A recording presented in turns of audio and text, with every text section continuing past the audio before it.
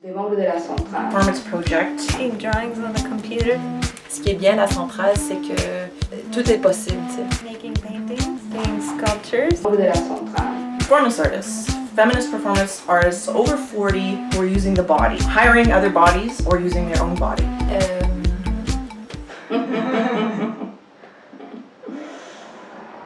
Pour parler de mon travail, il faut que je parle un petit peu de moi, de mon histoire, parce que, disons, mon arrivée à Montréal en 1998 marque, disons, une rupture dans ma pratique, dans mes préoccupations, dans la façon d'aborder les sujets. Avant, j'ai travaillé la peinture uniquement, j'étais peintre, et je m'intéressais aux questions de symboles du catholicisme qui font un peu la promotion de ce qui est le sacrifice et la douleur. Alors c'était une approche un peu pour questionner ces symboles-là, pour poser des questions. Une fois que j'arrive ici, bon, j'ai d'autres moyens, mais je rentre aussi comme dans une sorte de crise professionnelle qui me fait, disons, avoir une attitude de je n'ai rien à perdre, je recommence de nouveau. À un moment donné, je reprends un peu ce que j'ai, juste pour dire l'immigration était importante pour ce qui est venu après. Alors, mon travail s'est développé autour d'une série de fictions qui s'élabore à travers des personnages. J'ai construit 3 personnages de fiction et chaque personnage est un collage d'identité. Je vais juste vous parler du dernier personnage, que c'est un peu, disons, ce qu'on est en train de voir ici, c'est la femme éléphant.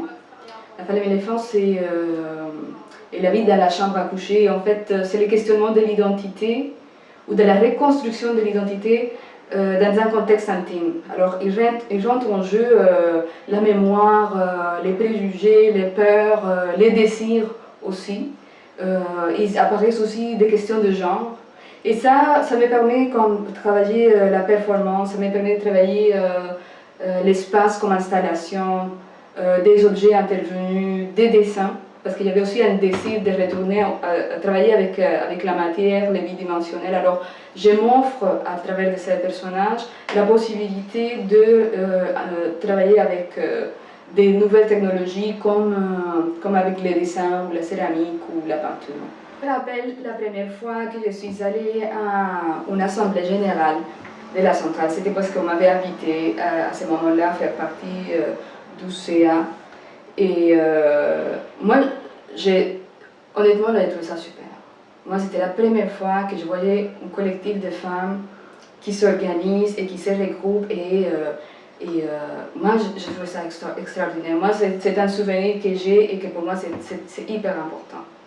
Il y a eu un moment de changement de mandat de la centrale, ce qui était un moment important de révision de son mandat, exclusivement féministe pour être ouvert à d'autres questionnements de genre, mais aussi pour donner un peu plus de visibilité à la communauté culturelle. Alors c'est comme si dans cette sorte de décor, il s'ouvre pour aborder d'autres problématiques.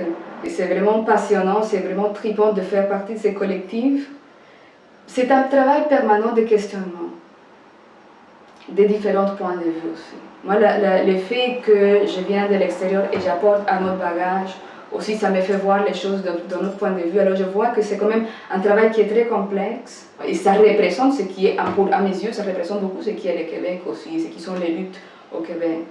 Des choses qui me font créer vraiment des attaches aux lieux d'appartenance parce que c'est des lieux auxquels je m'identifie. Là, je trouve une collectivité avec laquelle je peux m'identifier et je peux établir un dialogue et créer des actions communes.